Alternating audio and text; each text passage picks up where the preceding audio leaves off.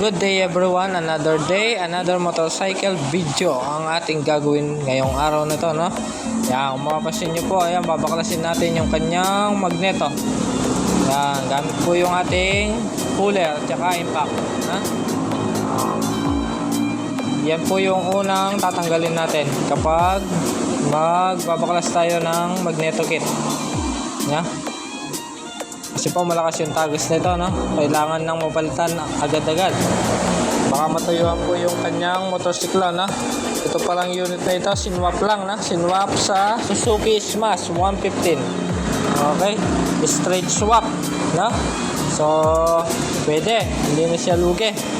Kaya lang, syempre, pag ganyan, may konting papagawa. No? Ayan, no? Lakas ng tagas niya. So may tatlong tornilyo lang yan, no? 8mm yung size ng tornilyo para mabaklas na yung kanyang stator. Okay? Pati yung kanyang plate. Kaya yun. Baklasin muna natin to. So yan po yung sinasabi ko, ang tatlong tornilyo, no? 8mm. Ayan. Tatlong tornilyo lang po ang babaklasin dyan para mahugot yung kanyang stator. Yun. Tapos kuha lang kayo ng flat screw, no?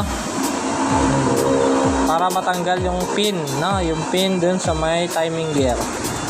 Okay? So ganun lang po kadali magbaklas niyan, no? Yan, no? So gamit lang po tayo ng plies. Yan. Para mahugot. Tapos yung sa may stabilizer naman po 10mm. Na, tapos may dalawang washer po na tanso yan. Huwag niyong kakalimutan.